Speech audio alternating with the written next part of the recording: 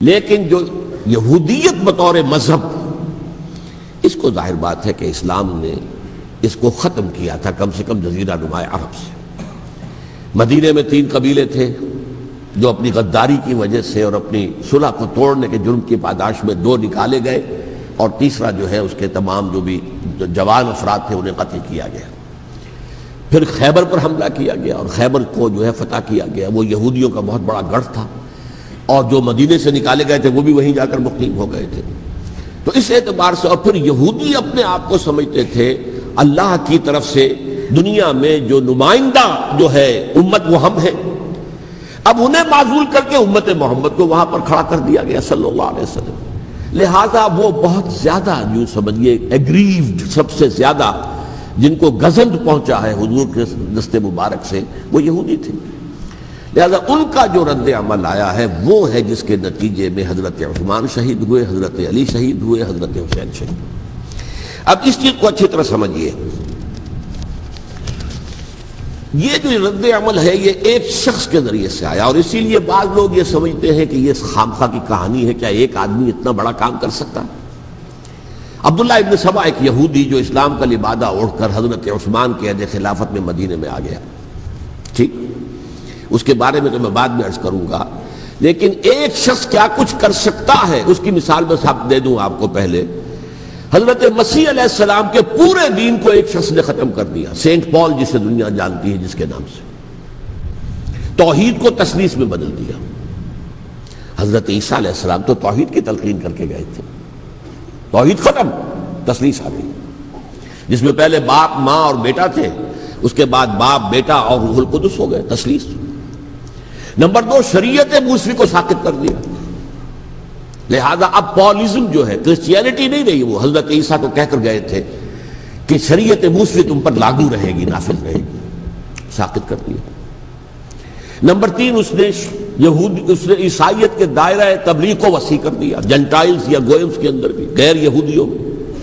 حالانکہ حضرت مسیح کہہ کر گئے تھے کہ تمہیں صرف یہودیوں سے خطاب کرنا ہے، اور میں صرف اسرائیل کے گھرانے کی کھوئی ہوئی بھیڑوں کی تلاش میں آیا۔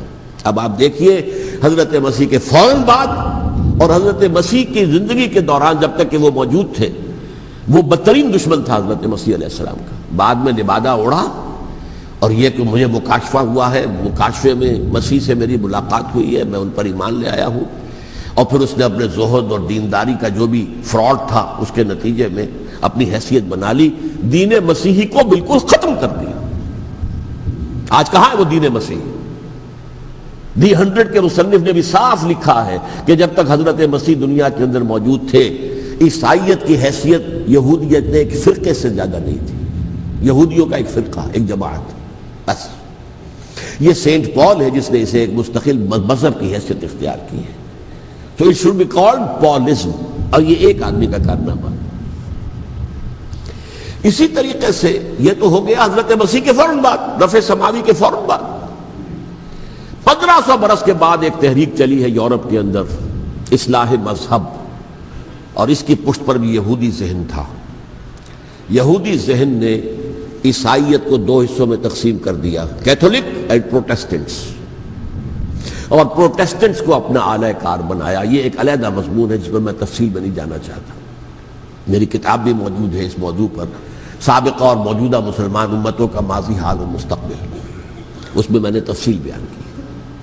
یہ جو تقسیم ہوا ہے تو وہ پہلی بات ایک یہودی، جیسے کہ علامہ اقبال نے، مارکس بھی تو ایک یہودی تھا نا، تو ابلیس کی مجلس شورا میں بڑا پیارا شعر ہے، وہ یہودی فتنہ گر، وہ روح مصدق کا بروز، ہر قبا ہونے کو ہے اس کے جنون سے چاک چاک۔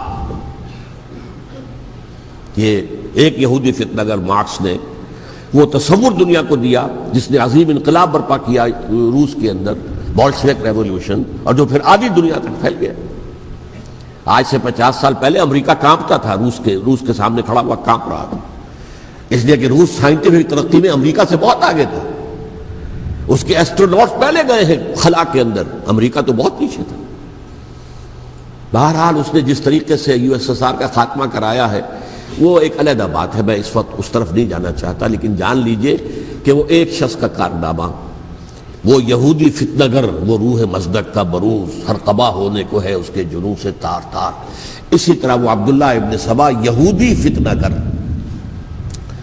آج اہل تشیع میں سے بعض حضرات کہتے ہیں کہ یہ عبداللہ ابن سبا یہ تو افسانوی شخصیت ہے، اس کی حقیقت کوئی تھی ہی نہیں. حالانکہ ان کی اپنی کتاب میں رجال کشی کے اندر اس کا ذکر موجود ہے، اور یہ بھی موجود ہے کہ حضرت علی رضی اللہ تعالیٰ عنہ نے اپنے عہد خلافت میں اسے زندہ جلوایا ہے. اس کی وجہ کیا تھی؟ یہ آیا مدینے کے اندر اسلام کا لبادہ اوڑھ کر کس نے چند عقیدوں کی اشاعت شروع کی. سب سے پہلے حضرت علی تو خدا ہیں، گاڈ انکارنیٹ، اوتار کا تصور. جیسے ہندوؤں میں ہے رام چندر جی خدا کا اوتار، اور عیسائیت میں بھی پہلے گاڈ انکارنیٹ کا تصور تھا کہ حضرت مسیح خدا کا اوتار ہے، انکارنیشن آف گاڈ. تو اس نے کہا کہ حضرت علی تو خدا کا اوتار ہے، خدا ہے. نمبر 2، اس نے کہا کہ ہر نبی کا ایک وصی ہوتا ہے جس کے حق میں وہ وصیت کرتا ہے. تو حضور صلی اللہ علیہ وسلم کے وصی حضرت علی ہیں، لہذا خلیفہ تو اول روز سے حضرت علی ہیں. حضرت ابو بکر، حضرت عمر، حضرت عثمان یہ تو غاصب ہیں، اور حضرت عثمان کی خلافت تھی اس وقت تو خاص طور پر. پھر اس نے جو قبائلی عصبیت تھی اسے بھڑکایا. پرانی جو عصبیت چل رہی تھی قریش کے اندر، وہ دو گھرانے ایک دوسرے کے بدے مقابل تھے. دیکھیے، ایک ہوتا ہے قبیلہ، ایک ہوتا ہے گھرانہ.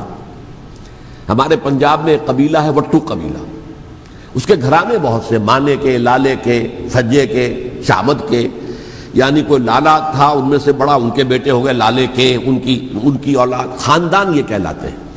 قبیلہ ایک، یہ وٹو قبیلہ. تو قبیلہ تھا قریش، اس میں گھرانے بہت تھے، بنو ہاشم، بنو امیہ، بنو تیم، بنو عدی، یہ بہت سے گھرانے تھے. تو چوٹی کے دو گھرانے جو تھے وہ بنو ہاشم اور بنو امیہ، ان کے درمیان چپقلش تھی، مقابلہ، مسابقت. اور یہ مسابقت فی الخیر بھی ہوتی تھی. اگر انہوں نے غریبوں کو کھانے کھلائے ہیں تو ہم ان سے بڑھ کر کھلائیں گے، اگر وہ حاجیوں کی خدمت کرتے ہیں تو ہم ان سے بڑھ کر کریں گے. تو ان کے اندر یہ مسابقت فی الخیر بھی تھی، لیکن چپقلش تھی کہ کوئی ہم سے آگے نہ نکل جائے. وہ سمجھتا تھا وہ آگے نہ نکل جائے. اس شخص نے اس پرانی عصبیت کو تازہ کیا کہ حضور تو بنو ہاشم میں سے تھے، لہذا خلافت حق ہے بنو ہاشم کا، یہ غاصب ہے. اس سے پہلے دو خلفاء جو تھے وہ نہ بنو ہاشم سے تھے نہ بنو امیہ سے تھے. حضرت ابو بکر بنو تیم میں سے تھے، چھوٹا قبیلہ تھا. حضرت عمر بنی عدی میں سے تھے، وہ بھی چھوٹا قبیلہ تھا. یہ حضرت عثمان پہلے خلیفہ جو بنو امیہ میں سے تھے، جن کی پرانی چپقلش بنو ہاشم سے تھی. اب اس کو موقع مل گیا کہ پرانی قبائلی عصبیت کو بھڑکائے. یہ ہے اصل میں اس فتنے کا پس منظر عبداللہ ابن سبا نے جو آ کر پھیلایا ہے. اور اس کی تفصیل میں اس وقت میں نہیں جا سکتا، کیسے یہ فتنہ پروان چڑھا، کیا انہوں نے اسٹریٹجی اختیار کی. کہ یہ کیا کرتے تھے، گروہ بنا کر بھیجتے تھے لوگوں کو.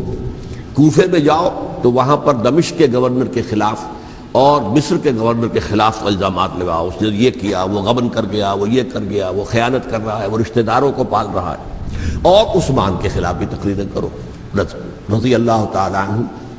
دمشق میں جاؤ تو کوفے کے گورنر کے خلاف، کیونکہ دمشق کے گورنر کے خلاف بات کرو گے تو لوگوں کو معلوم ہوگا کہ یہ جھوٹ بول رہے ہیں. لیکن یہ کہ وہاں تو تم بات کرو کوفے کے گورنر کے خلاف اور مصر کے گورنر کے خلاف اور حضرت عثمان کے خلاف. مصر میں جاؤ تو بات کرو کوفے کے اور شام کے گورنر کے خلاف اور حضرت عثمان کے خلاف. یہ انہوں نے ایسا اٹھایا. اور اس زمانے میں آپ کو معلوم ہے ذرائع رسل و رسائل تھے نہیں، نہ اس فتنے کی پتہ چل سکا جب تک کہ وہ فتنہ جو ہے پوری طرح برگ و بار لا کر تراور درخت نہیں بن گیا. اس کے نتیجے میں حضرت عثمان رضی اللہ تعالی عنہ شہید ہوئے، اور خلیفہ پھر حضرت علی رضی اللہ تعالی عنہ کو انہی سوائیوں نے، جنہوں نے گھیراؤ کیا تھا، جنہوں نے حضرت عثمان کو شہید کیا ہے، یہی حضرت علی رضی اللہ تعالیٰ عنہ کے ارد گرد ہوئے. اور حضرت علی رضی اللہ تعالیٰ عنہ بھی نہیں چاہتے تھے خلافت کی بیعت لینا، لیکن آخر کیا کرتے؟ کیا وہ امت کو بغیر خلیفہ کی چھوڑ دیتے؟ حضرت زبیر سے کہا گیا، انہوں نے نہیں مانا، رد کر دی بات. حضرت طلحہ سے کہا گیا، انہوں نے نہیں مانا. حضرت علی سے کہا گیا، اب عشرہ مبشرہ میں سے یہی تو تھے نا، لہذا انہوں نے تسلیم کر لیا، خلافت ہو گئی. لیکن اس کے بعد جو خانہ جنگی ہوئی ہے، اس خانہ جنگی کے نتیجے میں نوٹ کر لیجئے کہ 1,00,000 کے قریب مسلمان ایک دوسرے کی تلواروں اور نیزوں اور برچھیوں اور تیروں سے ختم